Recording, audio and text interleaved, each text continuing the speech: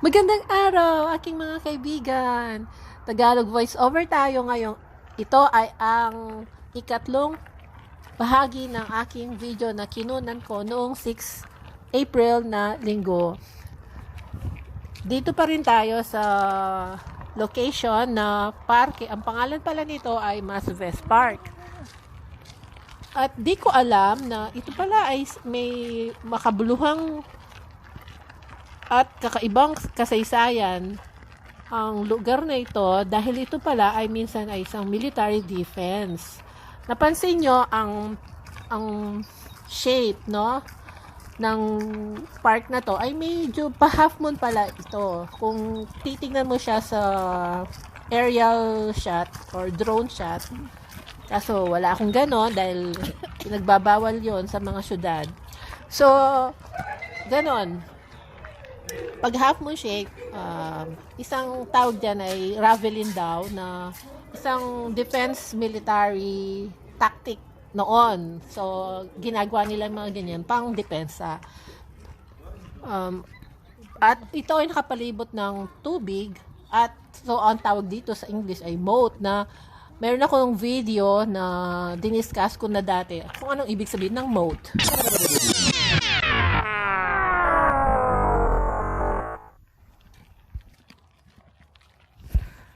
Tuloy tayo. So, ang kakaibang hugis nito ay nagpapahiwatig pa rin sa kanyang nagtatanggol na nakaraan. Ang parke ay sumasaklaw ng higit sa 7 ektarya at nagtatampok ng malalaking madamong lugar at mga matatanda na puno na nag-aalok ng tahimik na berdeng espasyo sa loob ng kapaligirang pang-urban. Ang isang kapansin-pansin tampok ay ang malaking pond na tinawid ng 2 monumental arch bridges na itinayo noong 1930 para sa World Exhibition dito sa lugar na ito. Ang mga tulay na ito ay idinisenyo at orihinal na pinalumutian ng mga kahanghangang kagamitan sa pag-iilaw na nawasak noong ikalawang digmaang pandaigdig. Ngunit mula noon ay muling itinayo na nagdaragdag sa kagandahan ng parke lalo na sa gabi. Ang arkitekto nito ay si Emil van Averbeke. Sa mga nagdaang panahon, nakita ng Masves Park ang mga pag-unlad na naglalayong pahusayin ang recreational value nito. Isang running course na 1.7 kilometro ang inilatag na sumusunod sa mga gilid ng lawa at tumatawid sa makasaysayang tulay na may mga marker ng distansya bawat 100 metro. Bukod pa rito, isang bagong palaruan ang ginawa para sa mga nakababatang bisita.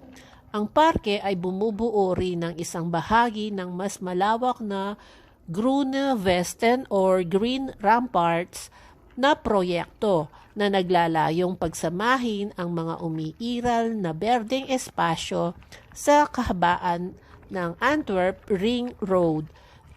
Bilang bahagi ng inisyatiba na ito, ang isang dating youth hostel sa loob ng parke ay iginiba kamakailan upang bigyang daan ang mas maraming berdeng espasyo.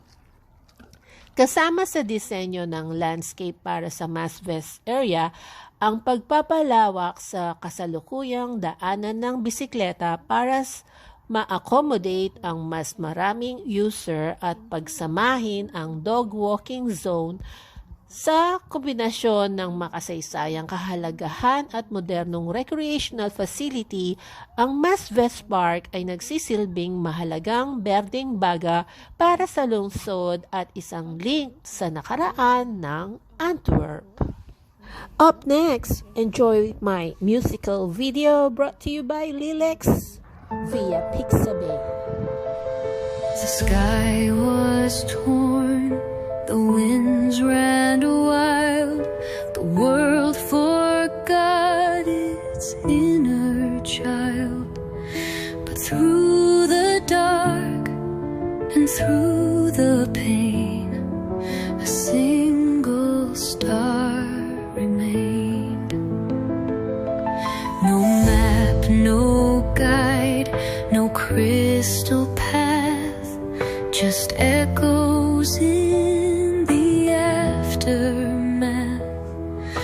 but in the silence, soft and warm, there burns a light beyond the storm. The light beyond the storm will rise through shattered hopes and midnight skies. When all seems lost and shadows scream, hold on to one small dream. It leads you through the wind and rain. The light will shine again. A whispered name, a distant flame, a voice that calls you to reclaim. The heart remembers what it knew, the light that still burns true.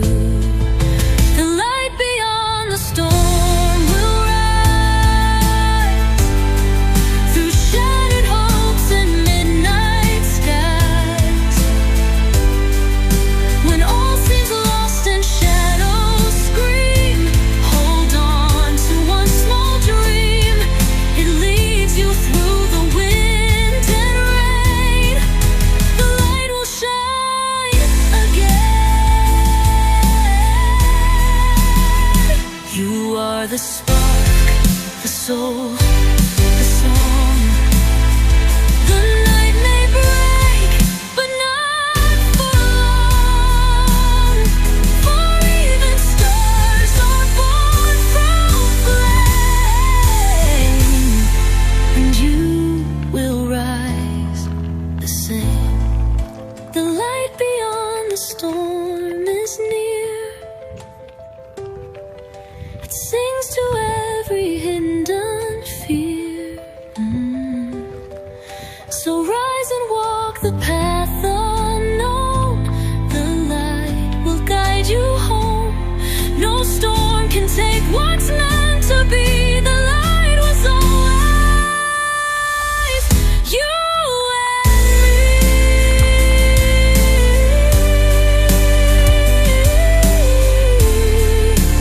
You and me.